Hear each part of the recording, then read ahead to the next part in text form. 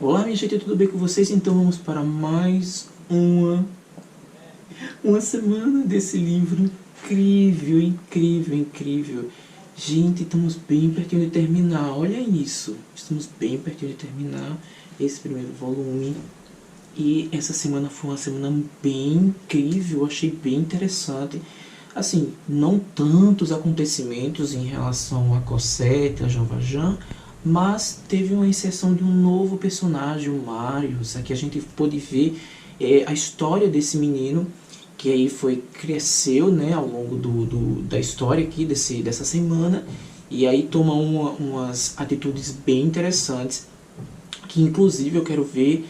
Eu estou bem ansioso para ver a relação desse personagem com o Jean Valjean, a Cosette, né? E, enfim, mas aqui, logo no início, foi maravilhoso. O Victor Hugo trouxe uma espécie de denúncia, né? Ali, essas histórias, essas histórias com cunho social. Achei muito interessante, que é a questão dos meninos de rua ali em Paris.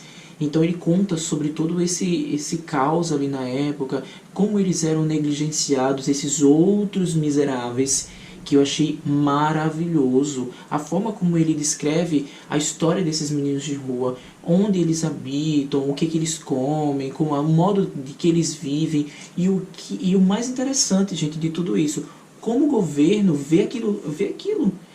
O governo sabe que existe todo aquele problema dos meninos de rua ali, de toda aquela miséria que circunda ali, sobretudo Paris, mas eles meio que negligenciam, né? Aí a gente pode também trazer para os dias atuais que isso acontece muito, muito mesmo. Tem muita gente assim vivendo na rua e o governo, muitos deles negligenciam isso, não faz um programa eficaz para combater isso, algo do tipo. E aí também a outra coisa bem interessante é que aumenta a criminalidade, tem inúmeros fatores aqui, inúmeros poréns que o Victor Hugo traz aqui e discute sobre esse tema. E eu achei genial. Comenta aqui o que vocês acharam desse tema incrível. Depois disso tudo, né, dessa história dos meninos de rua, essa história desses meninos que estão ali, muitos deles eram abandonados por famílias ali que não queriam criar filhos, eram abandonados ali daquela forma muito cruel, gente, bem cruel, e era negligenciado. Questão também sobre da educação, isso aqui é fundamental que ele toca tudo nisso, e eu achei assim surreal. Aí depois de tudo isso vinha a história daquele burguês, né, que eu achei assim, gente,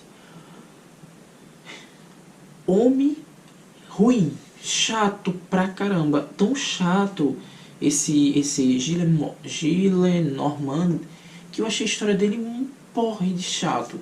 O cara era assim, sem espírito nenhum, um cara muito seco, um velho já, né? Então ele era muito autoritário, seco e cheio de seus preconceitos, cheio de seus rótulos e isso aí eu achei assim horrível.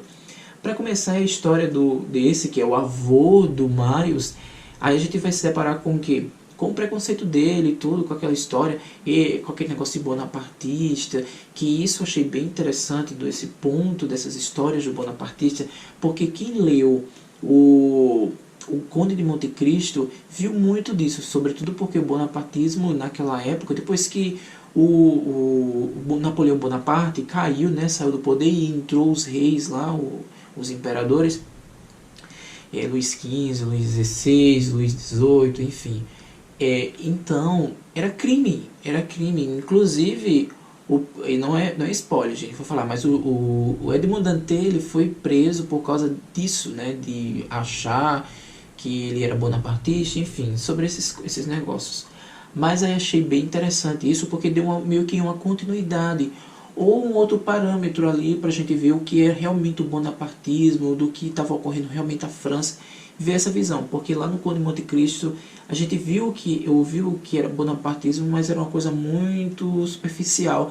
Aqui o Victor Hugo entrou muito a fundo sobre essa história do bonapartismo, porque tem um lado que depois que o Napoleão foi deposto, né, saiu do poder, um grupo de pessoas ali que eram a favor do Napoleão queria a volta do Napoleão. Isso era um crime na época e era chamado bonapartismo. É tanto que eles se escondiam, tinham reuniões secretas, enfim. Por outro lado, tinha os outros que eram a favor do rei, do Luís XV, do Luís XVIII, enfim.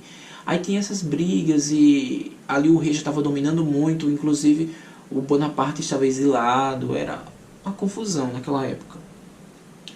Então aí tem isso desse Gillenormand, que teve essa história do pai do Marius, né, que ele detestava o pai do Marius, porque o pai do Marius era um dos generais ali, podemos dizer, um dos capitães do Bonaparte, sobretudo porque ele lutou lá na guerra do Waterloo, que a gente presenciou aqui foi muito interessante, cheio de detalhes. Inclusive o próprio Victor Hugo foi no campo de batalha, ele teve lá alguns dias e ele relatou aqui de uma forma muito primorosa.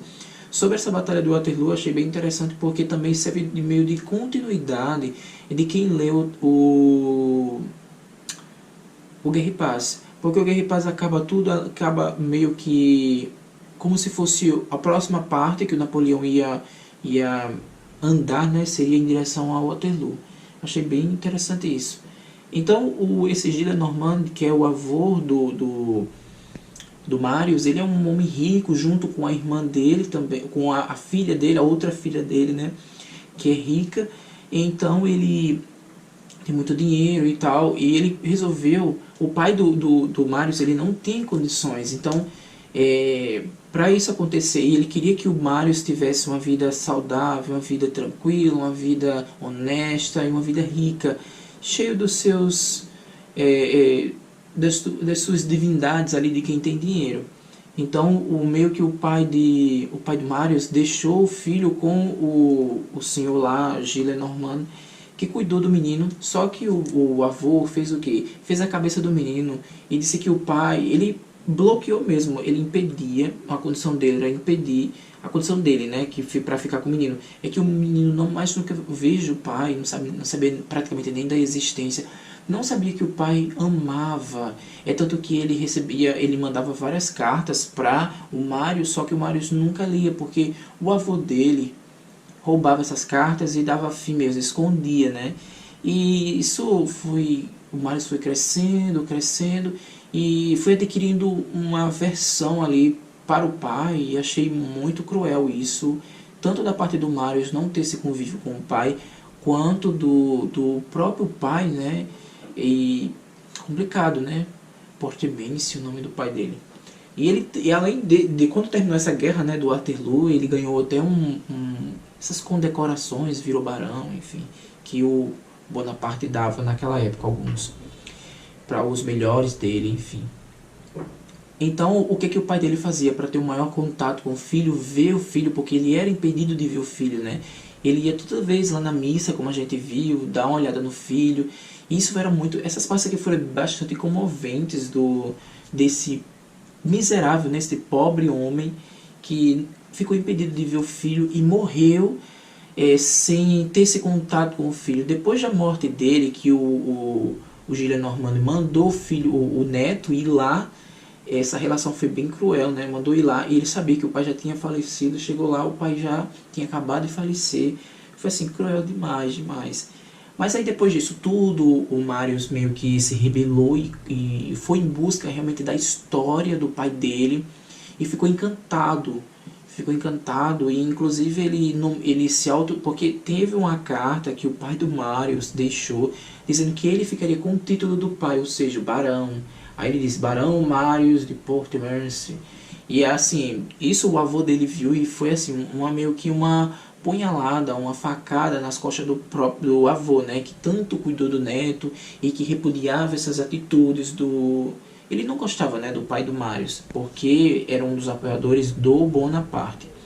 Então foi bem complicado essa época, assim, bem cruel para o Marius, e porque o Marius só foi realmente descobrir quem era o pai maravilhoso e depois da morte dele. E a gente vê aí tudo isso, né? um baita de um preconceito que tinha muito arraigado naquela época, sobretudo nessa questão política, né, que era muito forte, uma briga entre duas partes ali, e que arruinou famílias inteiras. Sobretudo aqui a gente pode ver a história do Marius, né? Mas aí em toda essa história tem algo particular, alguma coisa aí que está tendo uma interseçãozinha que aí vai talvez encaixar futuramente, eu não sei, futuramente na história da Cosette e do Jean Valjean, porque vejam bem, na carta que o pai do Mário descreveu lá para ele, né, escreveu para ele, tem uma coisa bem interessante que uma pessoa que salvou ele lá na Guerra do Waterloo foi o Thénardier, né, o senhor Thénardier. Gente, para tudo. Esse homem apareceu de novo. Que eu pensava que esse homem tinha sumido da história. Então o que o pai dele pediu para ir em busca desse senhor Thénardier e ajudá-lo de alguma forma. E ele foi lá, mas parece que não encontrou, porque lá a hospedaria do senhor Thénardier faliu e eles foram embora e não sabe. Eu ainda acho que o Marius vai atrás desse Thénardier e vai ter alguma coisa aí, alguma relação. Não sei, gente, eu tenho assim muitos questionamentos. Eu não sei, não tenho nenhum spoiler, mas ainda acho que vai ter alguma relação entre Thénardier, Marius e Cosette. Eu não sei, será que Cosette vai encontrar Marius, se apaixonar, enfim. Gente, eu não sei, mas se for, veremos, né, o que o Victor Hugo vai nos deixar aqui. Mas eu estou muito ansioso para saber o que vai acontecer aqui com o Marius. A gente viu que o Marius saiu de casa, né, meio que foi expulso, porque o avô dele é contra aqueles preceitos e aquilo que ele agora acredita ser certo, e foi embora, né? E ele meio que encontra um tal de amigos do ABC, que são pessoas que, se eu não estou enganado, são pessoas que meio que são a favor, né, do Bonaparte ali, que ajuda, que quer a volta desse homem. E veremos o que vai acontecer aí, mas aí o próprio Marius está aqui com conflito, não sabe se é certo, não sabe se é errado. Ele tem umas opiniões próprias e eu achei muito interessante, porque o Marius é um homem muito decidido e tem suas próprias opiniões. E isso é muito interessante, esse personagem parece ser bem promissor e eu estou bem ansioso para saber o que vai acontecer com o Marius, qual a relação dele com Cosette, com o Jean Valjean, e se esses Thénardiers vai voltar aí à tona e complicar toda a história, porque esse povo, vocês sabem, né, o quanto eles são rudes. Então, galera, comente aqui sobre o que vocês acharam dessa semana. E assim, essa semana foi bem rica de muitos acontecimentos mais históricos, ali políticos, também sociais, com essa questão dos meninos de rua. Mas assim, essa parte do Gillenormand eu achei um saco, sério. Não por ser mal escrito de forma alguma, é porque o personagem ele é muito chato, muito chato. Algumas partes eu não entendi o que o Victor Hugo queria nos dizer ali, colocando aquele personagem. Então, por favor, gente, me expliquem aqui o que vocês entenderam sobre esse Gillenormand.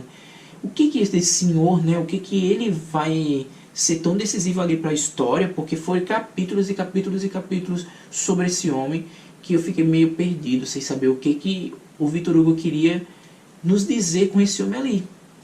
Eu pensei logo assim, o que eu pensei sobre ele? Um preconceito que estava rolando, essa questão, esse outro lado contra os bonapartistas. Tem essa questão toda social também, a questão política, e eu acho que o Victor Hugo queria trazer esse homem aqui mais para enfocar essa questão política e essas divergências que tinha mais ali naquela época. Mas comente aqui, me ajuda a entender um pouco mais sobre esse Gillenormand. Então, minha gente, é isso. Espero que vocês tenham gostado. Se gostou, dá aquele like, né? E não se esqueça de se inscrever no canal. E para você que está chegando agora por esse vídeo, esse aqui é um vídeo do projeto que a gente está fazendo sobre Os Miseráveis, que já teve vários vídeos. Vou deixar aqui embaixo os links e aqui em cima nos cards também para você acompanhar desde o início. Você que está querendo começar a ler Os Miseráveis agora, volta lá para o início e vai lendo.